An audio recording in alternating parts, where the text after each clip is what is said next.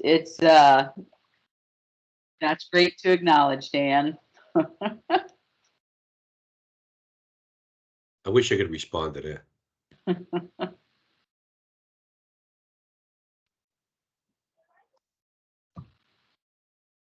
So it is 12 noon. I just want to monitor, how fast folks are joining. I know a couple of people have already reached out and said they were going to be here. So maybe I'll just give them another minute or two.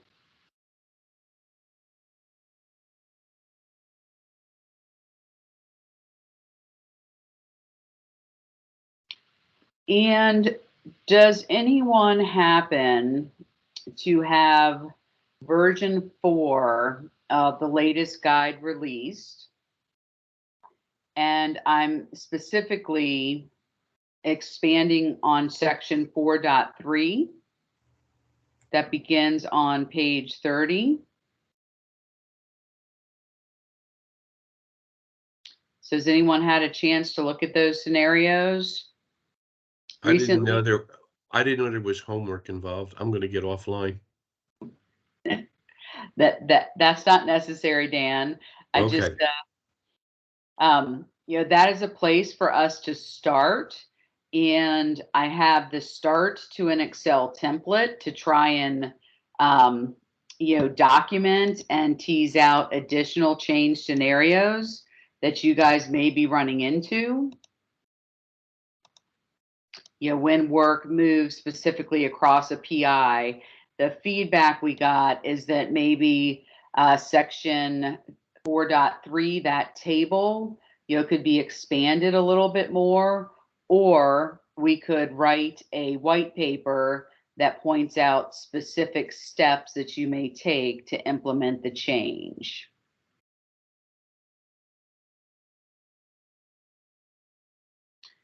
So I will go ahead and start by sharing my screen for the purpose of this event, just to, again, just ground us.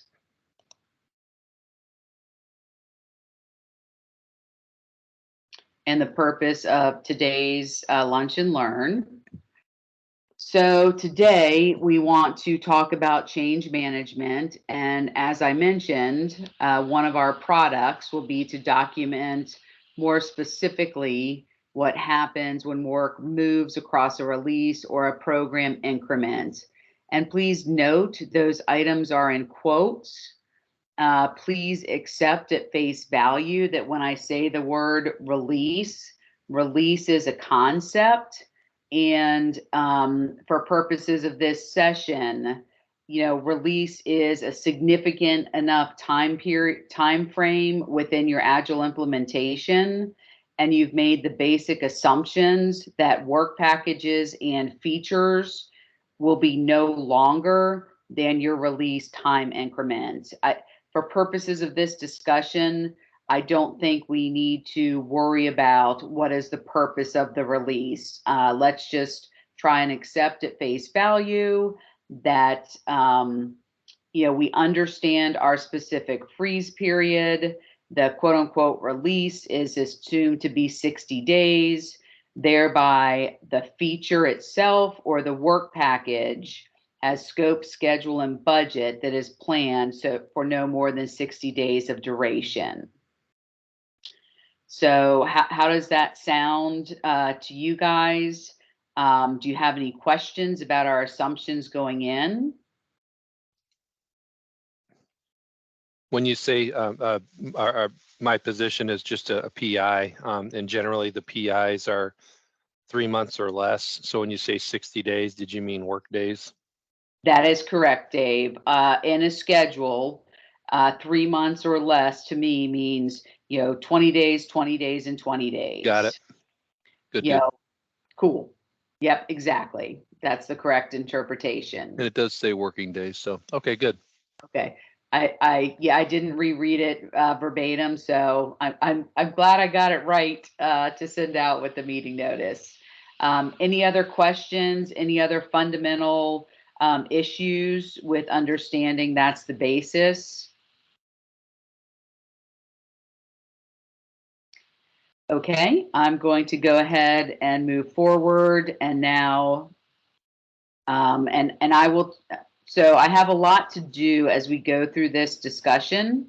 I'm going to try and take notes on the discussion, and Dave, maybe you could also help me by taking some notes. And Will do. in addition, I want to capture our discussion here within an Excel sheet that I have started.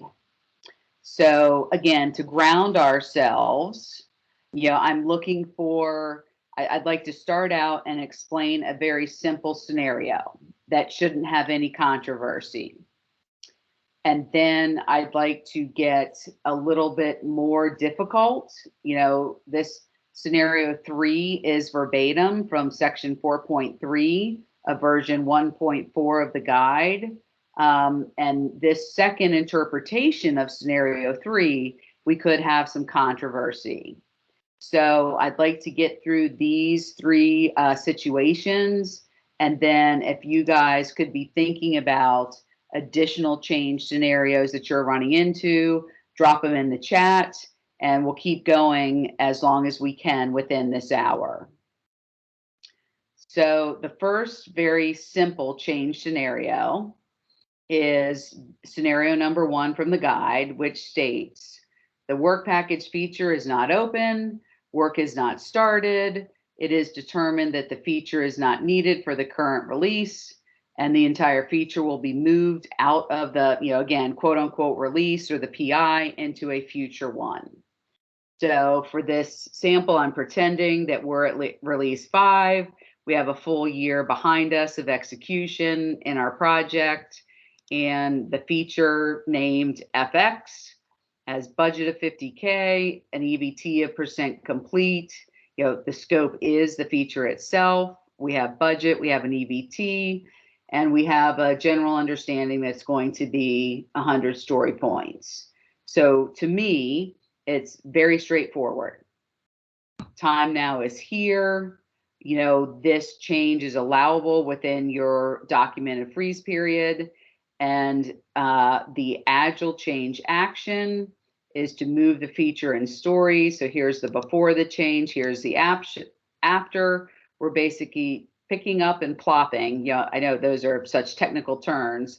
Picking up and plopping this entire scope, schedule, and budget in release 5 to release 7. So to me, the baseline change, it's just normal change. We're picking up and plopping something into the future. And what I want to document for each scenario is what is the Agile function. So quite simple from an Agile perspective. You're doing a planning event. The priority changes for this feature. We lower the priority and we move the feature in the roadmap and the backlog into release 7. Does that feel okay? And is that simple enough for everyone on the call from an Agile perspective? Yeah, this is Steve Sargent. How are you? Good. The first question, like if I played devil's advocate, right? My first question would be, okay, are you circumventing schedule variance, the EV process, and basically wiping out negative schedule variance, right? Because in this scenario, you would be, right? No, it has not. Or are you opened. behind? Oh, It's not behind time now. Okay, so you could be avoiding schedule variance, maybe. I don't know. That's just my one question or comment. Excellent, Steve. And you're jumping right down to the impact. Okay, I'm getting ahead of myself. And which is why, when I first started building out this spreadsheet, I was just focused on the Agile change and the EVM change. And I realized that was not enough. If we want to break down these scenarios into more details, I believe there needs to be a discussion of the impact. Is this change and I'm going to call, again, not a technical term, but I think we are all familiar with, you know, a bow wave move of scope and schedule to the right. Yeah. Holding on to an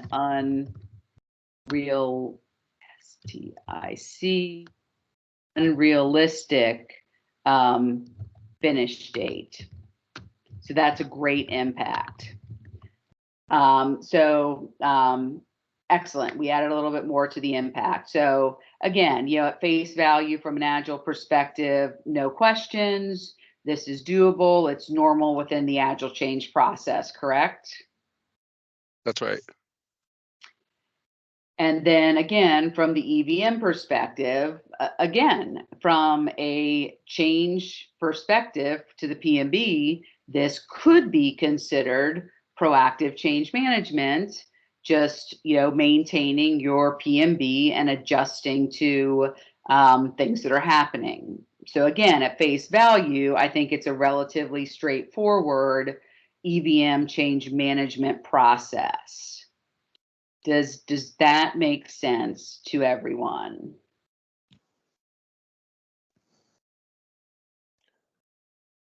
I think that that's a normal thing that occurs where we need to replan, where we learn things, and sometimes, unfortunately, when they're 2 weeks out and right almost on top of us, and we realize we need to reshuffle things.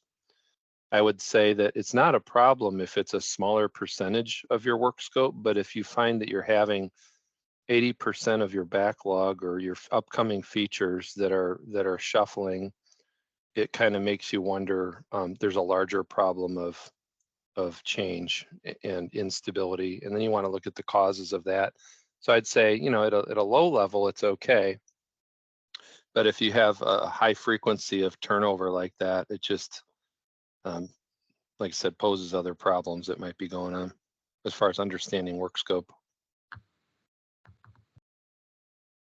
Thank you. I was supposed to be the note taker. You're like taking my notes. How did that work out? Well, and Dave, I'm trying to capture all of this in Excel because I believe this Excel file will start, you know, our artifact, our product for 2023 to break this down smaller. Where I think I'm going to lose it is when other people start adding scenarios and I'm trying to get it in Excel. You know, that's where I think I'll really need the help. Is a scenario one off, or does it happen each and every change cycle? Excellent, excellent discussion here. And then, you know, for the impact, you know, kind of tying that all together, we must understand the reason for the change. There may not be overall change to the PMB or the control accounts or the program. However, is this change the bow wave? Like Steve was alluding to, you know, the roadmap and product backlog will change. Again, we're basically picking up and plopping the scope, schedule, and budget to a future point in time. And here I also, you know, get into, you know, this could cause a resource leveling problem. Again, we want to understand why the feature is changing. You know, who knows? Is there a current feature whose forecast schedule is slipping to the right, you know, driving the dependency to push this out? Did Rebecca have a question? I saw her hand raised. Yeah, I put it in the chat, but one of the issues that you run into is that such a move actually hides latent risks. So risks that seem to be buried that will end up just popping out all over that you've not been able to do proper forecasting on. I mean, you're sort of hinting at it regarding the feature, et cetera, and leveling of my resources, but there are other risks that can be masked by moving stuff. moving baseline or just moving in general? Well, moving in general, but baseline is a real issue, and it's not just in Agile, but it can be a real issue of masking my risks. And they come back to bite us, as we know. Looking at trends and movement of work scope is a good thing, and from a forecast perspective, was now and over time. I'm of the belief that if my customer reprioritizes me, then I don't want to be dinged from a baseline perspective. I think everybody in the contractor would agree with that. It's like, well, I'm just doing what you wanted, so I don't want to bleed red for any reason, you know. But if it's due to, you know, we're not staffing up on resources and it's our fault, the contractor's fault, and it's internally our fault, and we couldn't get the feature started, I would say, well, don't change the baseline because of that. The forecast dates will change, but the baseline should not change. So I'm not sure if that was in one of the scenarios, but it's kind of like who's the root cause of the change, and if it's customer, I'm more of a fan of just, yeah, go update the baseline. Thank you. Thank you. And yes, Dave, I think please remind me to come back to that change when we get to the second piece of scenario 3. So again, you know, I'm starting with scenarios from section 4.3, beginning on page 30 of release 1.4. And I jumped down to scenario 3, you know, and I think this scenario 3, it could be a very simple case where, you know, the future feature, the feature is in a future release. And, you know, time now, yes, we have begun the release, but within the release, you know, this particular work package may still be in the future. So, you know, pretty much for me, what this works out to from an Agile perspective, you know, you're swapping the priority of the features and the stories within the backlog and the roadmap between release 5 and 7. I'm trying to show here for feature FY, you know, here's feature FS in the future.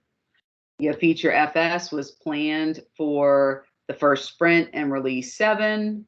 And then after, we're just going to swap, you know, we move feature FS into the second sprint of release 5. And again, I'm making some general assumption here. You know, our fundamental assumption is that all features must finish within a release. I do believe that not all features are required to span the release. So I could have just as easily, you know, made this particular feature span 2 sprints. So again, I'm just trying to show different options here. And so for me, this is pretty clean. Yes, we've started the release. Time now is in the release, but this feature is still in the future, and we're simply swapping it with feature FS, you know, from sprint 19. And I really think, you know, after talking, I want to copy all of the impact that we just talked about. I believe all of this impact is the same. So any other thoughts there? Does the Agile action make sense? Issues that you may see?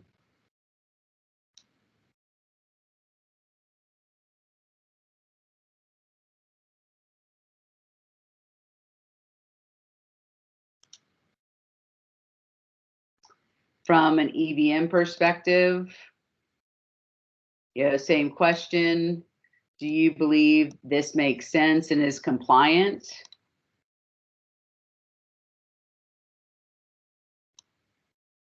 You know, again, you know, we must be aware of the breadth of the EVM change and how often this is happening. Again, I think a pretty straightforward,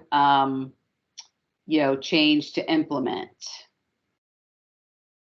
And I'll assume that silence, I don't see anything in the chat, so silence is good. We're all in sync here. Yes. Okay, so now, I have started another interpretation of scenario 3. Within the guide, scenario 3, it's very simple. It states, features for the current release are reprioritized. A planned feature is swapped from a different feature from the product backlog of similar size that was mapped to a future release. But now time is advanced, right? The baseline start, I can even get a little bit more egregious to literally have time now be just after the start of the second sprint, sprint 14 of release 5. And I've left the after blank. So again, from an Agile perspective, I think this is fine. At the beginning of sprint 2, you absolutely can swap feature FS with feature Y. Do you guys believe that as well?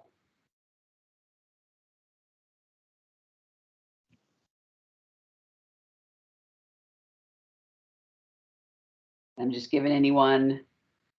This is ears John. on I'm a the call. little confused. So when you're saying the release is reprioritized, you're saying it's happened in the past and it was going to happen now. I'm talking about against the baseline, or are you saying it's being replanned into the future? We just finished sprint 14 planning. Okay. Which is right before the current baseline start of FY. So again, and maybe sprint planning, I don't know, some companies can do sprint planning like the prior week, some do it right at the beginning. So again, for this scenario, we are sitting with an immediate actual start, maybe the day of, maybe the day after. So you're about to start the sprint. That's with the scope that you're suggesting. Okay. Correct.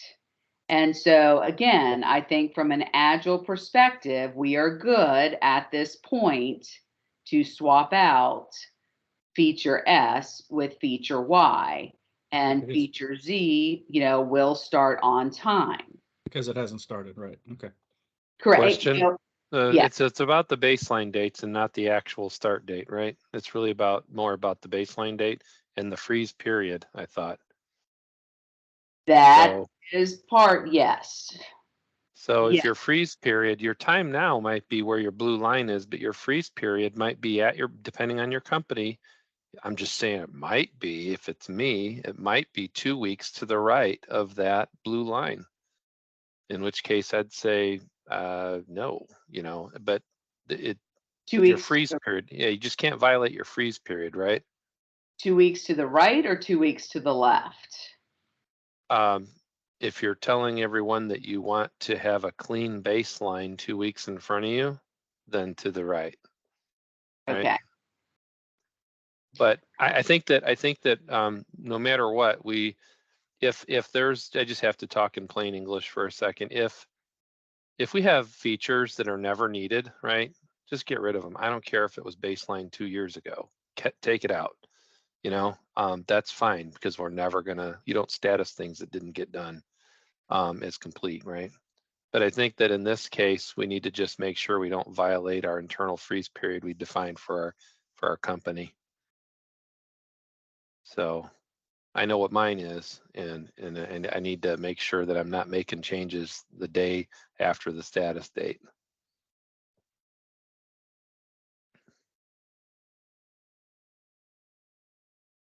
By freeze period, are you talking about your baseline?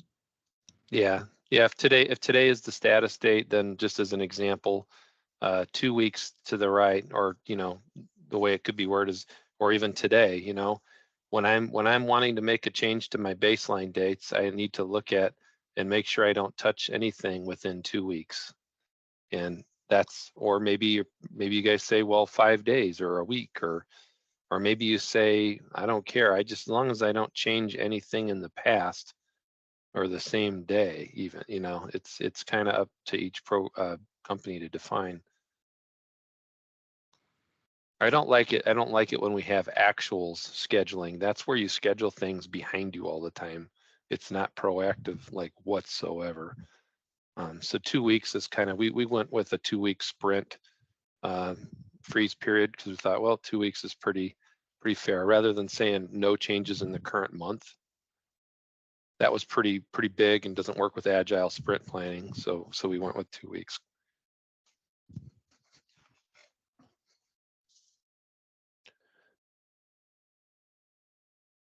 But I think that captures it in 42. Thanks, Andrea.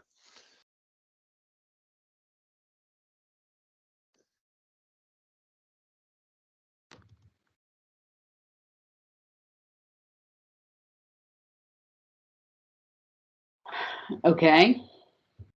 Isn't the whole thing between Agile and EVM is how you define your baseline?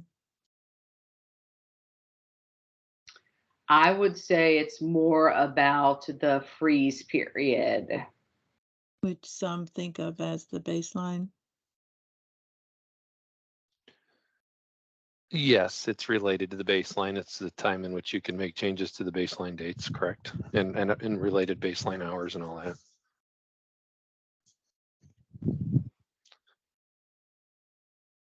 So then, and I'm going to say, here's one response. Each company must honor the freeze period document. Can the sprint planning be completed earlier to honor the freeze period? Yeah, that's something you would have to work out with your Agile implementation. If the need to change is realized after the freeze period, so what happens then, Dave? Are you stuck with the baseline and you track it as a forecast change period? Yes, unless it's work scope that is going away forever, not a swap. So, if I'm like, oh, this feature's moot now because we did this other capability that had these features, well, sure, take it out, no problem. But there's no shell game going on within that 2 week in front of today,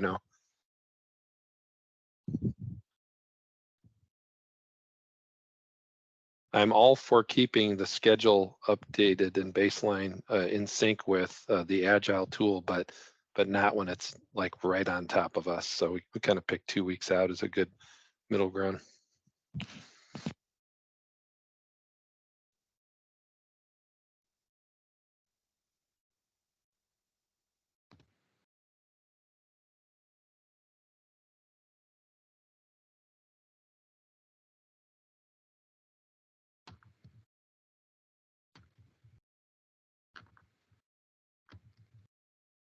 Okay. What about, so that is a great answer for EVM change for dealing with feature FY. What about, so, we agree in this case, if you're outside your freeze period, you're stuck with FY remaining the same. What about pulling FS in earlier?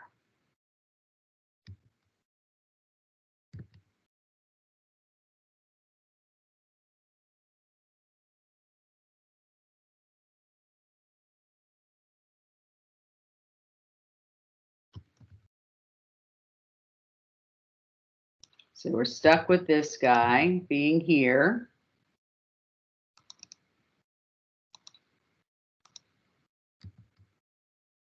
We're going to keep FZ here as well. What about bringing this feature in earlier? Could we go ahead and implement change to bring in FS earlier?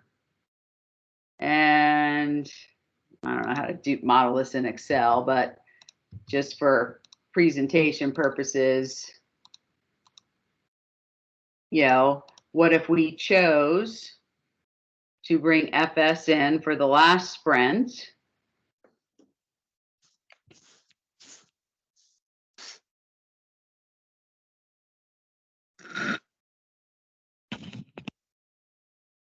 Forecast will be off the baseline, be updated with scope, schedule,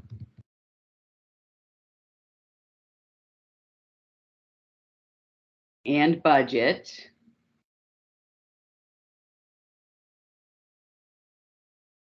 This would still show a schedule variance by moving the EAC out from this and incurring actuals and earning this, you know, there maybe wouldn't be a cost variance.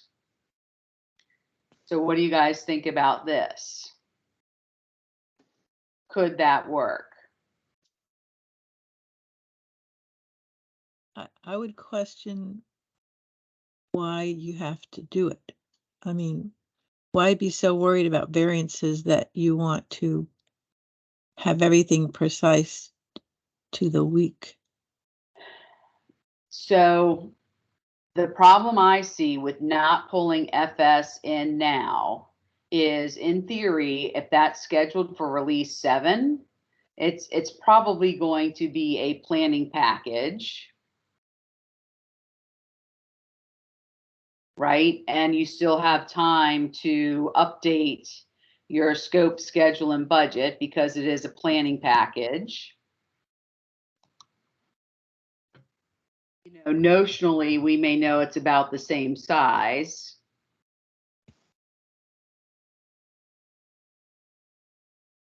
Did I hear that you were going to swap the nomenclature of the FP, the freeze period, and the time now? That'll be a second scenario. Okay, I was thinking that the freeze period's always in front of the reference date, so I was a little confused. So what I'm trying to represent is that the freeze period to do anything from a baseline perspective is behind us. Okay, yeah, I guess you could look at it that way too. Yep. And you know, offline, if you guys think of a better way to represent this pictorially, like, I'm all open. This is the best way I knew how to start.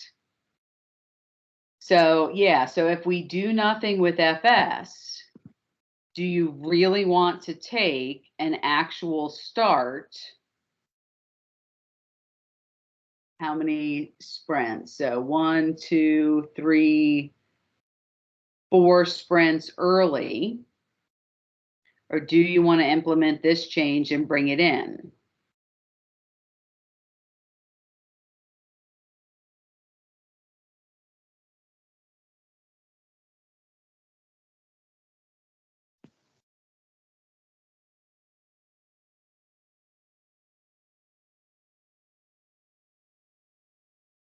Just, to me, a lot depends on how detailed you want your baseline to be. The higher you can bring up your baseline, the more freedom you have to move things around.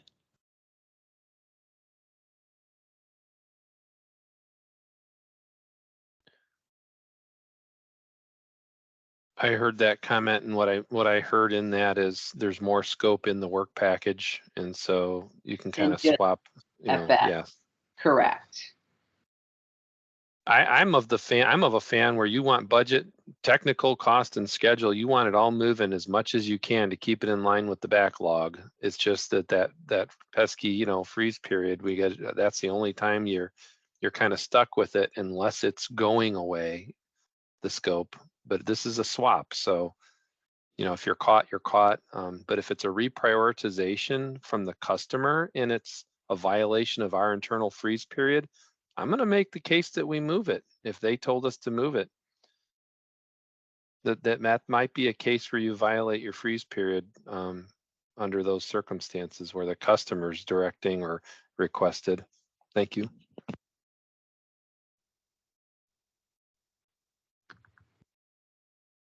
Okay. So I have a question. Even though the customer is requesting it, don't you have a duty to go back to them and say, you may not be getting the complete picture by mandating that? There may be a bunch of other things in play, and can't we sit down and actually communicate on this? I have a hard issue with just saying the customer dictates it and therefore it should be done. Agree. I think the amount of turnover, metrics that programs should be looking at is the amount of baseline turnover that they have on their plans. That's something that can be pulled and looked at. The customer is probably going to be hopefully engaged in PI planning as either looking at the end result of the planning and any changes to the release plan or the roadmap. So they're kind of, aware of the change, but we want to make sure that we keep our plans in sync. I think one of the big problems we have is that when people look at plans, they want to know, well, what's the latest approved target, not the original back then. I would recommend is to satisfy your comment is to have some kind of metric that looked at the amount of turnover at a task level. I think that's a good one. And with some, especially with some agencies, I think it's an ideal to have the customer that intimately involved. That doesn't always happen. So just be careful when you do this stuff. I do think you need to disclose if you're going to violate your internal processes, you really do need to disclose that with your customer. And it may be a DCMA customer. It probably should be because they're the process people, right? Yeah. Yeah.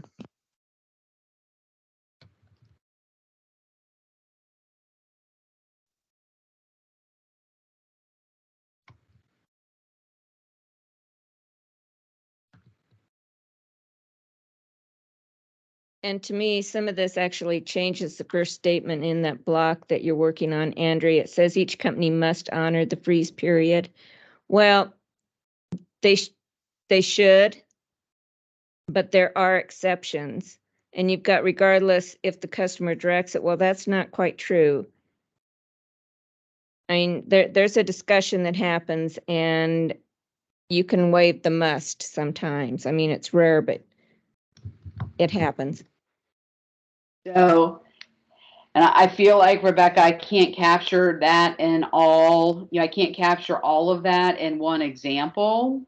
So the second example I'm about ready to fill out is after discussion with the customer, the contractor decides to violate the freeze period occasionally. The customer will issue a, maybe not the customer, a letter will be issued that documents both the directed change and acknowledges the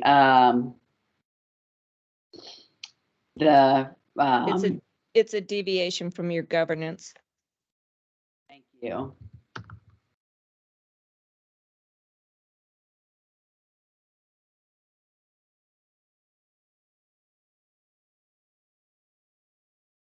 So in that case, then we would go ahead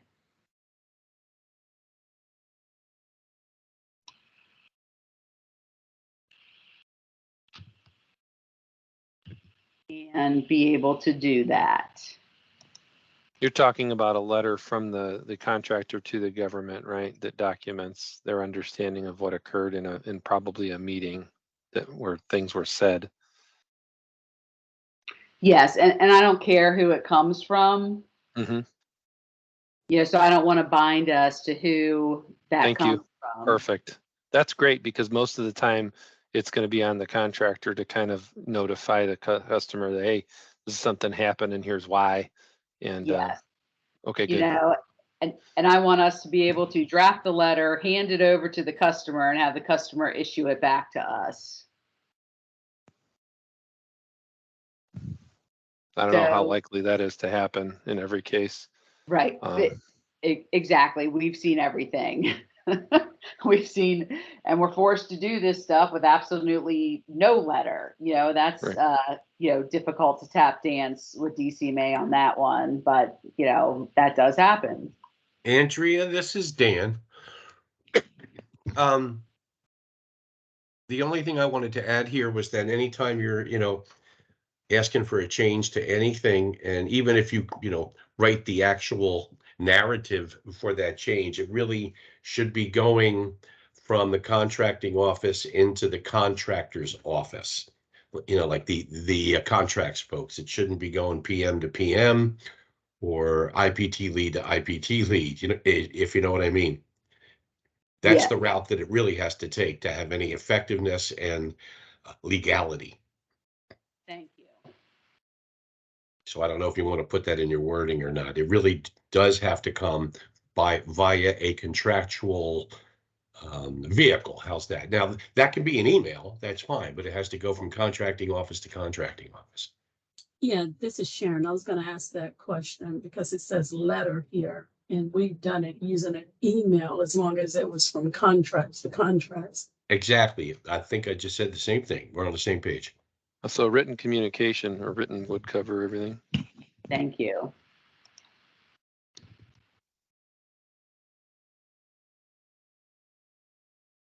This is Becky. That works in government and private industry. They generally require the letter just as a heads up. And that's just because there's so much litigation there. Yeah.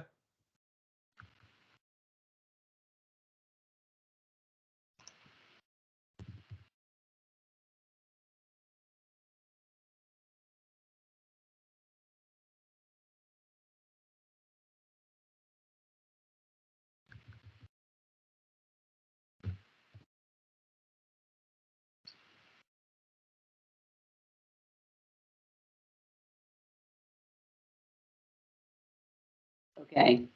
I'll leave it like that for now. So again, here's our before. We have the 4 features. The first choice is we push back and say, that discussion with the customer goes, no, I have to honor my freeze period. We can think about doing sprint planning earlier. Maybe you hold FY with the schedule variance, and then you still go ahead and pull in FS early. But you hold that baseline and show the schedule variance. If we have to hold steady that we will not violate the freeze period. So Andrew, in relation to that conversation, it also, if we're saying we're not going to change the baseline for FY, what about FS? Do we leave that baseline the same and we're just starting that early then? Or is the expectation that you're pulling that baseline into? So for this, scenario 3, item 1 after, I would like to go ahead and pull in that. I would like to go ahead and pull that in. Let me do something here real quick to show 2 choices.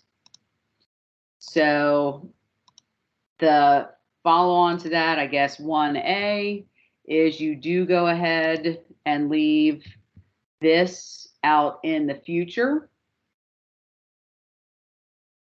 Right? So we don't pull FS in.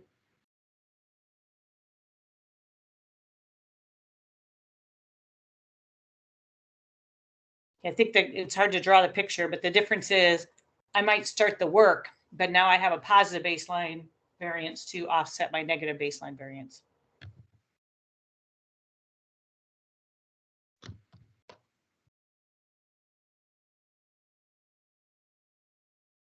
Yeah. Yes.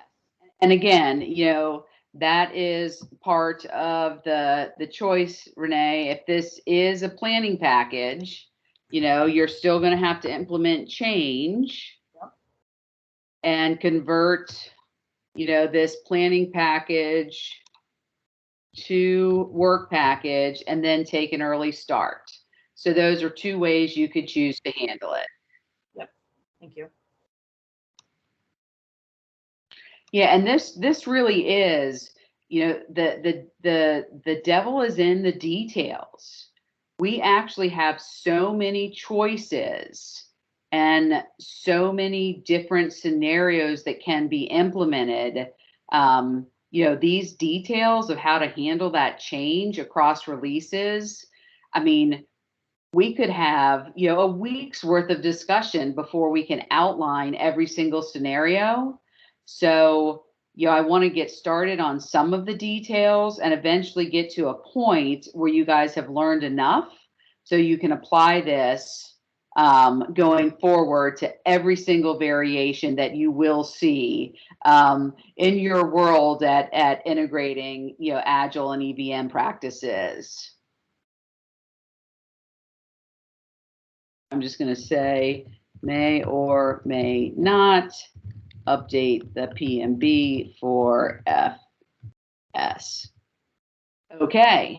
And then, the second scenario, after discussion with the changes, we document and we go ahead and implement the change. And I don't really know. I will try to summarize the impact, after this call. Because, I don't want to take time here. And then, I'm happy to send this out and we can get additional feedback. Okay, so we have, 14 minutes left. Last time I got some other great ideas for the future sessions. This was one of the discussions. So I'll just go ahead and pick for the March session, one of those other future discussions you guys wanted to talk about. So let's go to, what's on your mind? What scenario would you like to tackle next?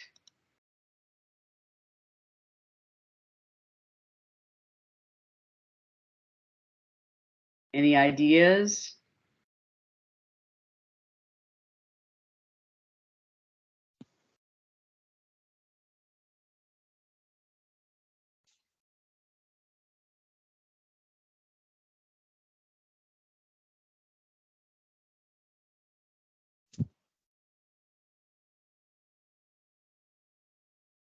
Just the ones that you have listed or additional? New ones. I mean, and if no one has something to model, I will jump to scenario 5 from the guide. You could bounce your scenarios against the ones I had put in our guide that we put out there. I know and the one, I don't know if it's worth talking about, the one that where the feature goes away completely, that kind of comes to mind. Yes, let's do that. I feel it's a frequent enough occurrence where it should get discussed. I'll just make that 6.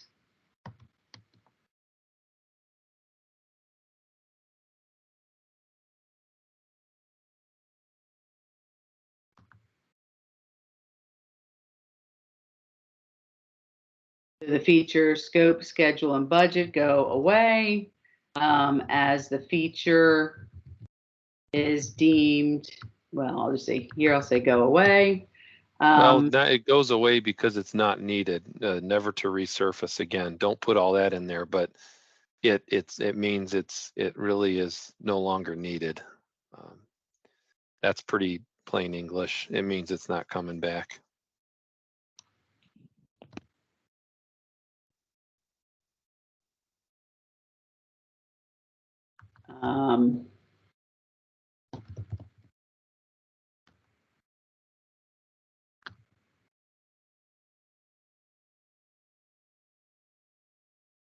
In a later release, I'm just going to sort of set the stage for this, Dave. So we're in a later release. We're not in release 1. multiple grooming sessions have confirmed the scope required to deliver the final Capability. product. Oh, sorry. Yeah. Yeah, the final capability and product contractually required.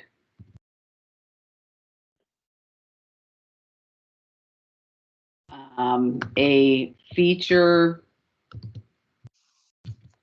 is no longer needed to satisfy the contractual, to satisfy the contract. So we'll just leave it at that. So,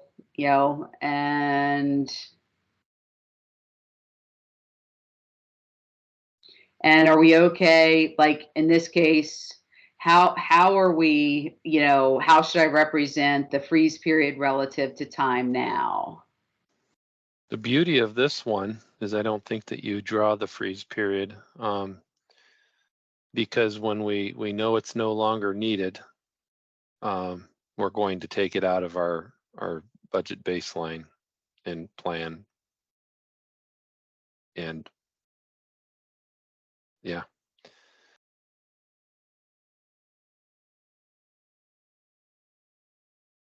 Okay. Let's think about that. I don't want to backtrack, but I just want to make sure everybody has an opportunity to think about why, because it drives bad behavior when you keep things in a schedule and you twist people's arms to close out WIP, and you're taking program performance when no work was done. So if we're late on something and you're 4 months into the baseline dates and maybe the baseline finish even passed, as you start to demo and you do things with your customer and you're like, that's no longer needed, no longer desired, take it out and handle it appropriately with your UB and your MR process and all that, right?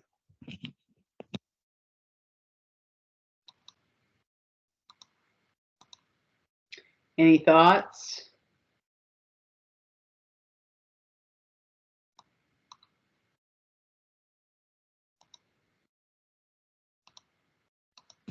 I mean, I agree with you, Dave.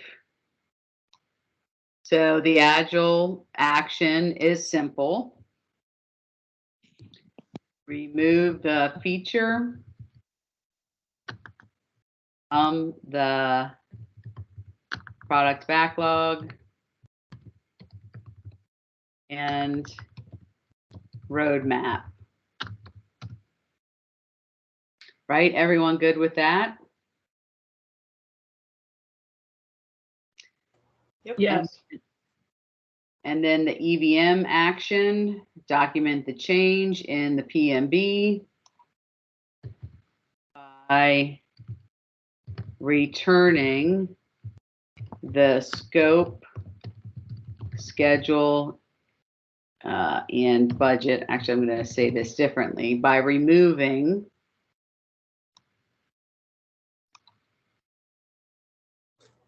the scope, schedule, and budget from the PMB. So that is a good scenario for a feature that hasn't been started. Is there anything we want to talk about or address if the feature was started before it was determined? I was thinking the same thing. So you would shave off your remaining WIP not taken, and you'd chop it off and stop work on it. So it basically ends on a particular date with partial whiz, right? So if you had 1,000 hours, maybe you got 500 hours into it, and you should not delete any performance that was taken. And I think that we should document that. You could probably do it in this scenario, or if you wanted an additional scenario, Andrea, that's fine too.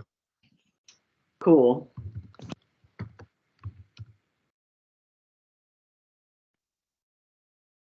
And so I just added in this case, understand the risk profile. Is it an opportunity, or are you returning the product scope, schedule, and budget to UB? I think each program will have to make that decision.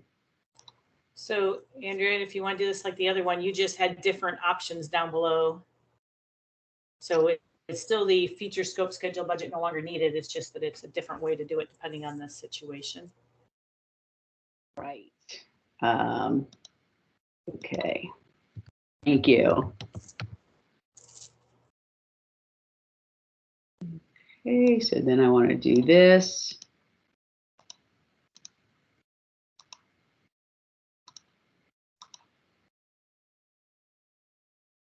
And then 2.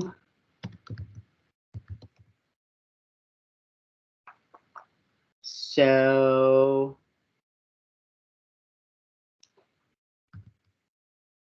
that's for this one.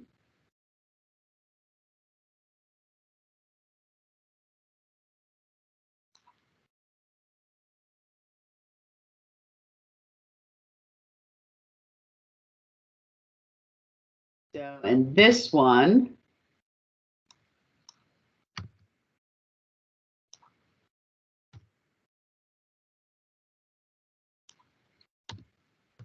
you're documenting the change by moving the scope, schedule, and budget for the future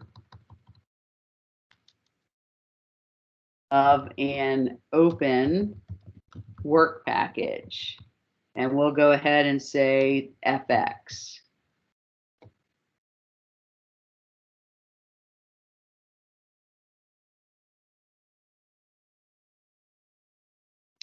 And I think I need to add words here, document the change. We still want to evaluate why and where the future budget goes. And we're going to close the FX work package early and move the future scope, schedule, and budget to the appropriate account, MR or UB.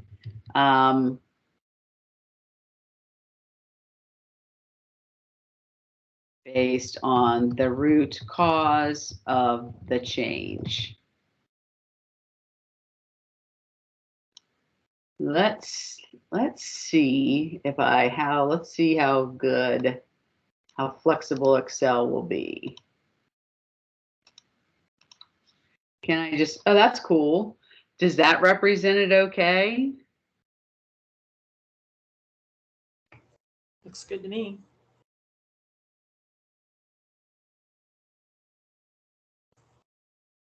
And I'll go ahead and remove that. Thank you. All right, that looks pretty cool actually, right? I think that represents exactly what the action is.